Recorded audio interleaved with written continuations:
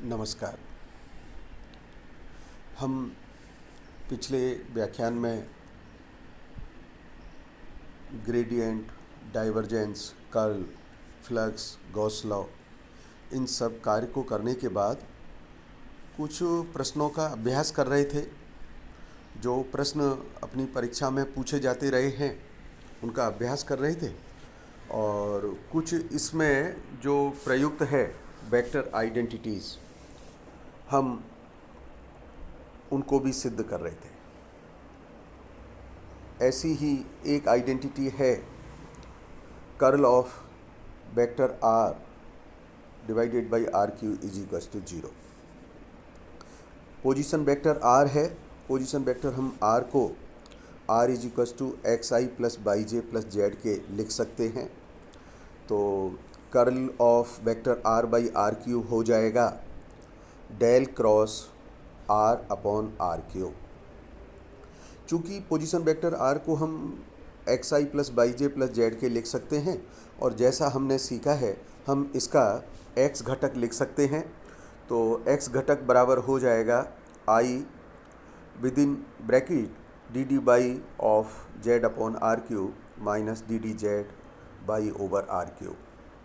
अब ये जो टर्म आ रही है पहली जेड अपॉन आर क्यू, इसका बाई के रेस्पेक्ट में, उसी प्रकार से बाई अपॉन आर क्यू का जेड के रेस्पेक्ट में हमको पार्शियल डिफ्रेंशिएशन करना है। तो जब हम इसका डिफ्रेंशिएशन करेंगे तो टर्म हो जाएगी जेड आर की पावर -3 हुआ। आर का डिफ्रेंशिएशन करेंगे, फिर साथ ही साथ हम आर का बाई के रेस्पेक्ट में भी डिफ्रेंशिएशन करेंगे तो D r by D by, और जैसा हमने पहले किया है D r by D by का मान होगा बाई अपॉन आर। इसी प्रकार से इस द्वितीय पद में हमको लिखना पड़ेगा पार्शियल डिफ्रेंशिएशन करने में d r by d z, z upon r उसका मान आएगा।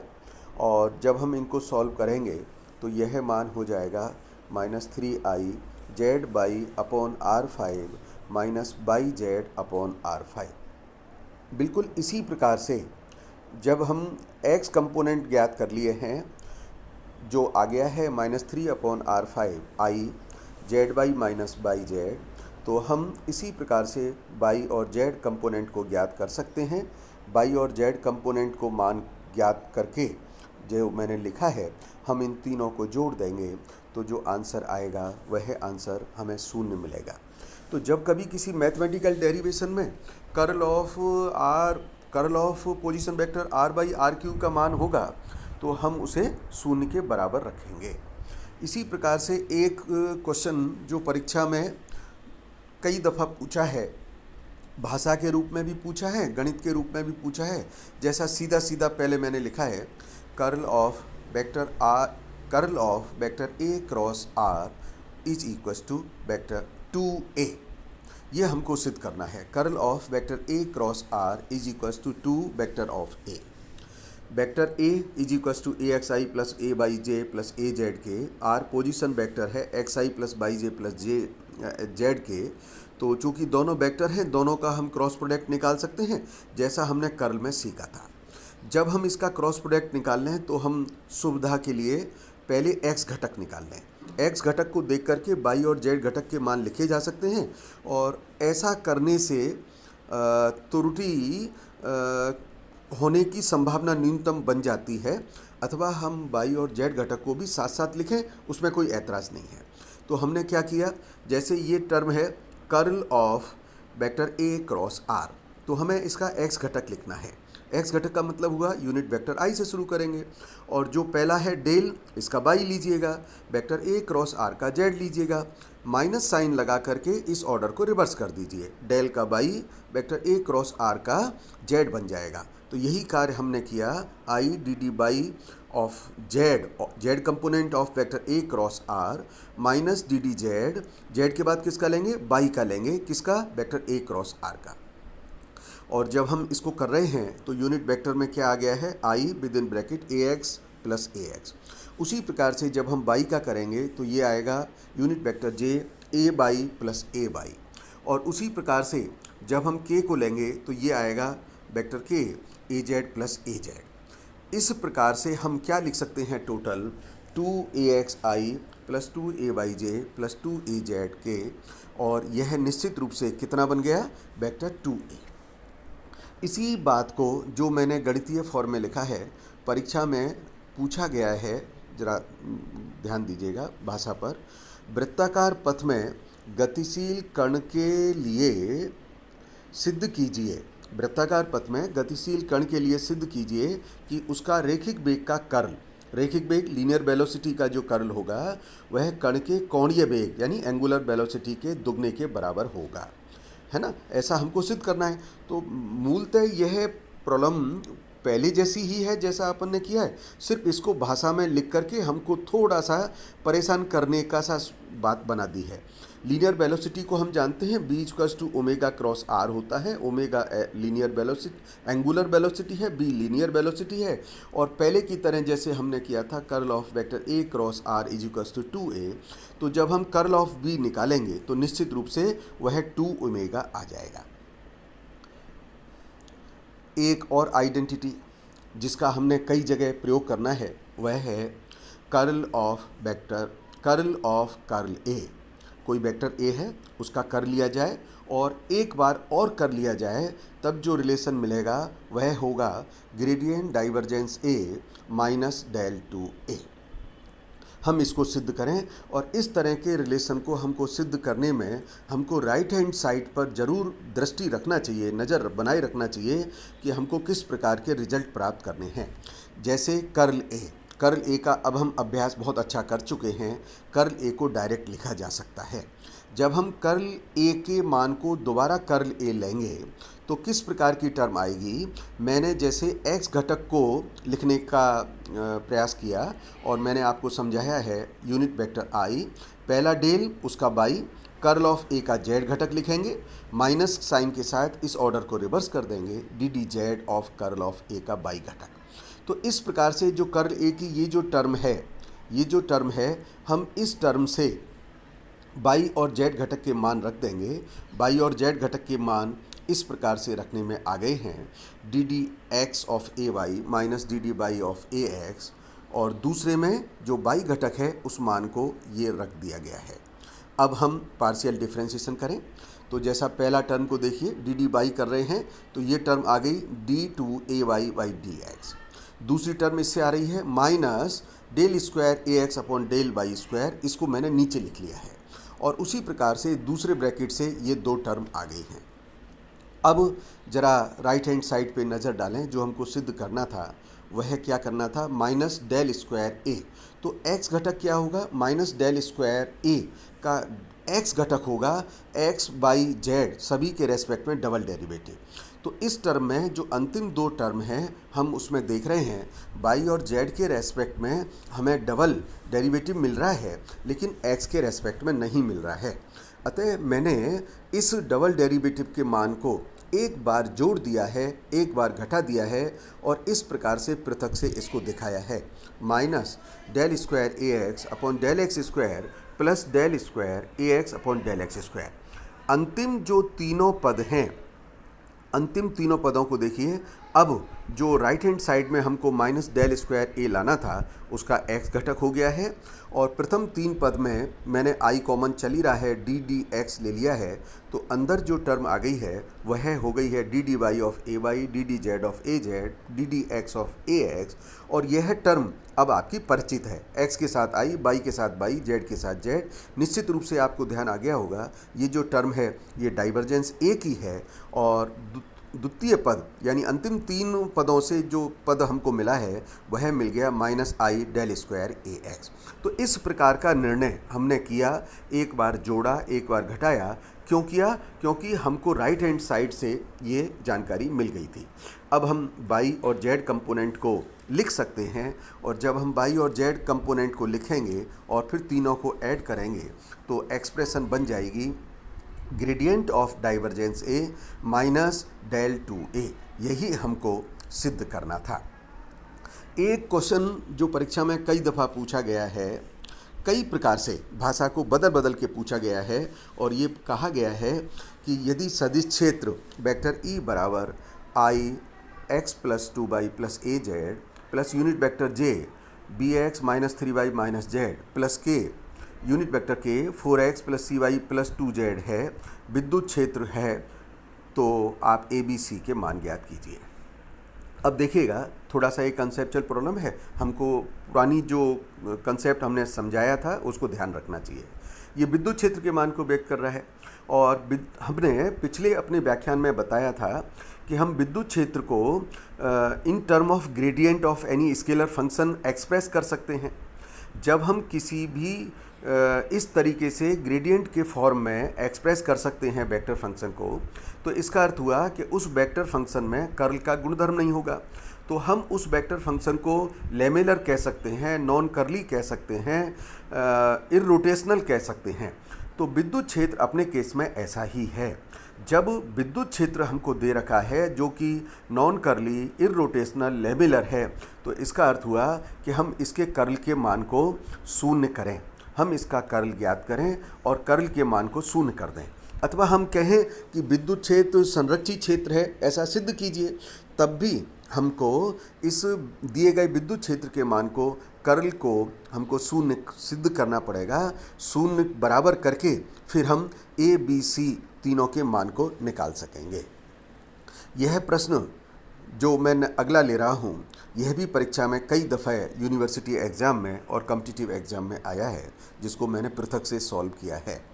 एक्स वाई तल में एक सदिश वेक्टर ए बराबर minus i y plus unit vector j x है, तथा बंद पथ जो दे रखा है x square plus y square equals to r square, और जेड बराबर 0 पर स्थित है। आप समझ रहे हैं, x square plus y square equals to r square एक वेल नोन इक्वेशन है जिसको हम पहचान रहे हैं, और इसके लिए कहा है कि सिद्ध करें कि यह स्टोक्स प्रमेय को सिद्ध करने के लिए हमको कहा गया है। कर्ल के डेरिवेशन में हमने स्टोक्स थ्योरम की उत्पत्ति की थी, और स्टोक्स थ्योरम की उत्पत्ति में हमने बताया था कि close path line integral is equals to surface integral. तो हम इस बात को, स्टोक्स प्रमेय को सिद्ध करने के लिए क्या करते हैं, लेफ्ट हैंड साइड को सॉल्व करते हैं, राइट हैंड साइड को पृथक से सॉल्व कर लेते हैं, और यदि ये दी गई प्रॉब्लम स्टोक्स प्रमेय को सिद्ध करती है तो लेफ्ट हैंड साइड और राइट हैंड साइड दोनों के जो मान हैं वो निश्चित रूप से बराबर आना चाहिए। तो सबसे पहले मैंने लेफ्ट हैंड साइड को लिया, close path line integral vector A dot d L. Vector A का मान दे रखा है डी एल, चूँकि ये एक्स वाई प्लेन में है इसलिए डी एल का मान i d x plus j d y हो जाएगा। साथ ही चूँकि वृत्ताकार पृष्ठ है तो मैंने पोलर कोऑर्डिनेट डिफाइन किए हैं, x equals to r cos theta, y equals to r sine theta, फिर इनका डिफ्रेंसिएशन कर लिया है, d x equals to minus r sine theta d theta, d y equals to r cos theta d theta. तब close path line integral vector A dot d l हो गया, vector A और D L दोनों के मान substitute किया, तब close path line integral आ गया minus y D x plus x d y. अब इस समीकरण में dx, dy, x और y के मान हम सब्स्टिट्यूट कर दें तो अंदर जो समीकरण बनेगा वह बन गया r square sine square theta plus r square cos square theta within bracket d theta. R square sine square theta plus r square cos square theta, r square common ले लें, विद इन ब्रैकेट हो गया sine square theta plus cos square theta which is 1। Therefore integral reduce to take form 0 to 2 pi r square d theta, r square is has been taken out, so integral remaining only r square 0 to 2 pi d theta। और जब हम इस integral को solve करेंगे तो इसका मान 2 pi आ गया and it is multiplied by r square. So left hand side, value of left hand side that is close path line integral of vector field a is become 2 pi r square. Now comes to right hand side, right hand side is surface integral vector a surface integral curl of a dot d s, है ना। A का मान हमको दे रखा है, a vector है minus i y plus unit vector j x. हम इसके कर्ल के मान को निकाल सकते हैं। जब इसका कर्ल का मान निकालेंगे तो it comes out to 2 unit vector k d s. चूँकि वो प्लेन है, एक्स वाई तल में है, इसलिए उसकी जो डायरेक्शन बनेगी वो उसके परपेंडिकुलर होगी, इसलिए ds को मुझे यूनिट वेक्टर के dz के साथ लिखना है। समतल पृष्ठ एक्स वाई तल में है, इसके परपेंडिकुलर होगा, इसलिए surface integral curl of a dot d s is equals to, curl a का मान निकाला जा चुका है, it is 2 unit vector k dot of ds surface area हो गया जो जेड डायरेक्शन में है, इसलिए हमने उसको लिखा है unit vector k dot d s. K dot k unit vector k dot k is equals to 1।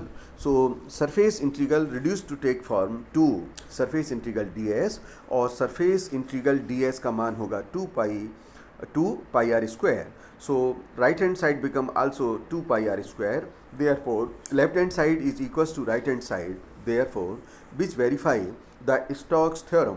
According to that, closed path line integral of vector field A is equals to surface integral curl of A dot ds। इस प्रकार से आसानी से हम इस तरह के सवाल को हल कर सकते हैं। इसी प्रकार का एक आसान सा प्रश्न कंसेप्चुअल प्रॉब्लम कह सकते हैं जो और परीक्षाओं में पूछा गया है, जिसको भी मैंने हल किया है। यदि किसी बंद पथ पर सदिश ए का रैखिक समाकल, जो लैंग्वेज में प्रॉब्लम आ रही है उसको समझते चलिए और मैथमेटिकली उसको कन्वर्ट करते चलिए। यदि किसी बंद पथ का सदिश ए का रैखिक समाकलन, इसका मतलब क्या हुआ? Close path line integral of vector field A. क्या कह रहे हैं आगे? उसी पथ द्वारा परिबद्ध क्षेत्रफल पर सदिश बी के पृष्ठीय समाकलन के तुल्य है। It means surface integral of vector field b. Okay, तब सिद्ध करने के लिए कहा गया है कि जो वेक्टर फील्ड है वह बी कर्ल ए के तुल्य होगा, ऐसा हमको सिद्ध करना है। तो what is given to us in this problem is equals to close path line integral of vector field a dot d l is equals to surface integral vector field b dot d s. And according to Stokes theorem, we know that closed path line integral vector field A dot dl is equals to surface integral curl of A dot ds। तो हम Stokes प्रमेय का प्रयोग करें और Stokes प्रमेय का प्रयोग करके इस मान को, जो मान दिया गया है, उसमें प्रतिस्थापित कर देते हैं। और जब हम इस मान को प्रतिस्थापित करेंगे तो ये फॉर्म हो जाएगा surface integral curl of a dot d s is equals to surface integral vector B dot d s. दोनों पक्षों की तुलना करने पर और हम रिजल्ट निकाल सकते हैं vector B is equals to curl a. एक क्वेश्चन जो सेवरल टाइम्स परीक्षा में पूछा गया और बहुत आसान प्रश्न है अगर हमें चीज़ों को समझ लिया है, कंसेप्ट को हमने समझ लिया है। तो क्या कह रहा है? ये कह रहे हैं वेक्टर ए और वेक्टर बी इररोटेशनल है। यदि वेक्टर ए और वेक्टर बी अघूर्णी सदिश क्षेत्र है, इररोटेशनल है, तो जो प्रॉब्लम हम पढ़ते जा रहे हैं साथ ही साथ हमारे दिमाग में वह कंसेप्ट की बात को भी रिकॉल कर लेना चाहिए। यदि वेक्टर ए और बी इररोटेशनल वेक्टर है, इसका मतलब क्या हुआ कि वेक्टर ए का कर्ल भी 0 होना चाहिए, वेक्टर बी का कर्ल भी 0 होना चाहिए।